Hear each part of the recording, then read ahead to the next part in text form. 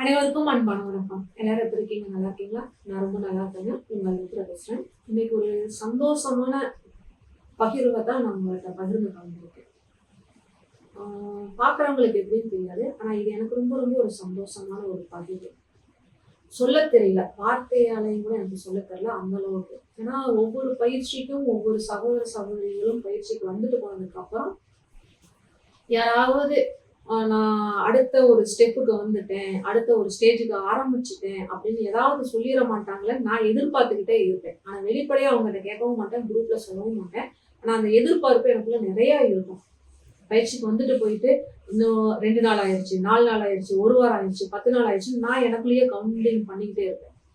அப்ப அந்த மாதிரி ஒவ்வொருத்தரும் நான் ஸ்டார்ட் பண்ணிட்டேன் மேடம், நான் ஸ்டார்ட் பண்ணிட்டேன் சிஸ்டர் அப்படின்னு அவங்க சொல்லல, அப்பாடா அப்படின்னு எனக்குள்ள ஒரு அந்த ஒரு பெருமூச்சு விட்டு ஒரு சந்தோஷம் வரும். அப்பதான் எனக்கே ஒரு ரிலாக்ஸ் கிடைக்கும். ஏன்னா நிறைய எதிர்பார்த்துக்கிட்டு இருக்கேன். வர ஸ்டூடெண்ட்ட நான் எதிர்பார்க்கறதே அதுதான்.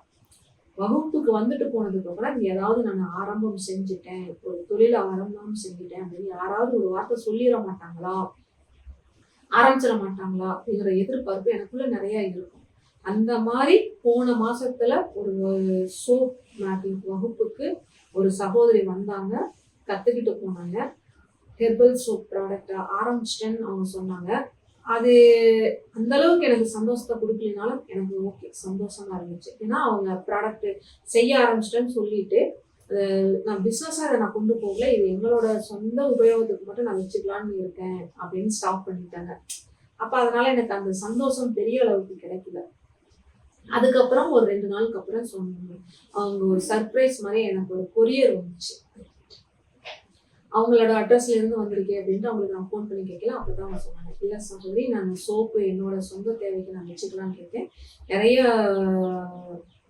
பண்ணணும்னு யோசிச்சுட்டு இருக்கேன், நிறைய யோசிச்சுட்டு இருக்கேன். ஆனா வித்தியாசமா இந்த மார்க்கெட்ல இல்லாத மாதிரி ஒரு பொருளை நான் சேல்ஸுக்கு இறக்கிட்டேன் அப்படின்னா நான் வெளிப்படையா கொஞ்சம் நல்லா தெரிய ஆரம்பிச்சிருவேன், என்னோட பிஸ்னஸ் கொஞ்சம் சூடு பிடிக்க ஆரம்பிச்சிடும். அதனாலதான் நான் என்ன பண்ணலாம்னு இன்னும் யோசிச்சுக்கிட்டே இருந்தேன். வந்துட்டு போனதுக்கு அப்புறம் நீங்க சொன்னீங்க, நான் பொதுவா சந்தனம் அரைச்சுதான் இன்னைக்கு வரைக்கும் வச்சுக்கிட்டு இருக்கேன் அப்படின்னு நீங்க சொன்னீங்க. யதார்த்தமா சாதாரணமா சொன்னது எனக்கு ரொம்ப பிடிச்சிருந்துச்சு. அதனாலயே எங்கிட்ட பழைய தாத்தாவோ பாட்டியோ அவங்களோட இதுல யூஸ் பண்ண ஒரு இது, சந்தனம் அரைக்கிற கல்லு வேஸ்டா தான் இருந்துச்சு, பெரிய கல்லு, கிட்டத்தட்ட 5 அடி அகலத்துக்கு வேஸ்டா தூக்கி போட்டிருந்தாங்க. அதை எடுத்துட்டு அதுக்கப்புறம் ஒரு 300 ரூபாய்க்கோ 400 ரூபாய்க்கோ சந்தன கட்டை வாங்கினேன். அதை அரைச்சு அதைவே நான் பேக்கிங் பண்ணி சேல்ஸ் பண்ண ஆரம்பிச்சிட்டேன். ஃபர்ஸ்ட் நீங்க தான் எனக்கு சேல்ஸ் ஆரம்பிச்சு கொடுக்கணும், இதை நான் உங்களுக்கு கிஃப்டா அனுப்பல, சேல்ஸுக்காக தான் அனுப்பியிருக்கேன்னு சொன்னாங்க. அந்த அமௌண்ட்டை உங்களுக்கு நான் ஜிபே பண்ணிட்டேன். ஆனா அது எனக்கு ரொம்ப சந்தோஷமா இருந்துச்சு. பாத்தீங்கன்னா ஒரு பாக்ஸ் போட்டிருக்காங்க, ஒரு நல்ல ஒரு பேக்கிங் பண்ணியிருக்காங்க, ஸ்டிக்கர் போட்டிருக்கலாம், அவங்களுக்கு அவங்களோட இதுக்குன்ட்டு ஒரு நேம் வச்சிருந்துருக்கலாம், நேம் போட்டு அவங்களோட மொபைல் நம்பர் என்ன ஒரே சின்ன சின்ன நான் அவங்ககிட்ட எதிர்பார்த்தது இன்னொன்று என்னன்னு கேட்டிங்கன்னா, ஒரு ஸ்டிக்கர் போட்டிருக்கலாம், போட்டுட்டு அவங்களோட பேர் ஒன்று போட்டிருந்துருக்கலாம், ஒரு மொபைல் நம்பர் போட்டிருந்துருக்கலாம். அதை மட்டும் சரி நீங்கள் அடுத்து அதை செஞ்சுருங்க, நான் நிச்சயமாக அடுத்த பதிவில் நான் உங்கள்கிட்ட நான் அதை ஷேர் பண்ணுறேன். சந்தனம் பார்த்தீங்கன்னா சும்மா ரொம்ப நேச்சுரலாக இருக்குது, எந்த ஒரு கெமிக்கல் ஆட் பண்ணாமல் கொடுத்துருக்காங்க. அப்படியே வாசனை பார்த்தீங்கன்னா அந்தளவுக்கு நல்லா இருக்குது. ரொம்ப ரொம்ப சந்தோஷமாக இருக்குது. இப்படி ஒரு வித்தியாசமான ஒரு தொழில் ஆரம்பிச்சிருக்காங்க. எனக்கு அதை கேட்கறதுக்கும் சரி பார்க்கறதுக்கும் சரி ரொம்ப சந்தோஷமா இருக்குது. இன்னையில இருந்து சந்தனம் எனக்கு வேணும்னா நான் உங்களோட ரெகுலர் கஸ்டமராக மாறிட்டேன்.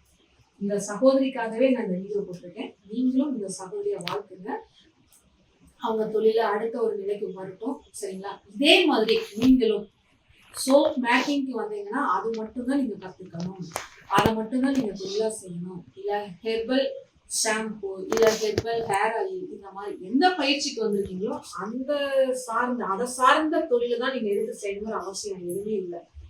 வர்ற இடத்துலயும் கூட உங்களுக்கு ஒரு வித்தியாசமான ஒரு யோசனை தோணலாம். போற இடத்துல ஒரு சின்ன ஒரு வித்தியாசமான ஒரு சின்ன ஒரு இது உங்களுக்கு யோசனை வருது, அதுவே உங்களுக்கு ஒரு பெரிய டெவலப்மெண்ட்டை கொடுக்கலாம். ஓகேங்களா? இங்க நம்மகிட்ட வருதுன்னு இல்லை, இப்போ நீங்க ஒரு இடத்துல போறீங்க, ஒரு கோயிலுக்கு போறீங்க, இல்லை ஒரு டிராவல் பண்றீங்க, ஒரு வித்தியாசமான யோசனை வருதுன்னா அதை உங்களுக்கான அடுத்த கட்ட நகர்வா எடுத்துக்கிட்டு பயணிக்க ஆரம்பிங்க. நீங்களும் ஏதாவது ஒரு தொழில் ஆரம்பிச்சிட்டேன், உங்க கிளாஸ்க்கு வந்ததுனால ஆரம்பிச்சேன், இல்லை உங்க வீடியோ பார்த்ததுனால ஒரு தொழில் ஆரம்பிச்சிட்டேன் அப்படிங்கிற பதிவை நான் உங்ககிட்ட இருந்து எதிர்பார்த்துட்டு இருக்கேன். ஓகேங்களா? நன்றி, வணக்கம்.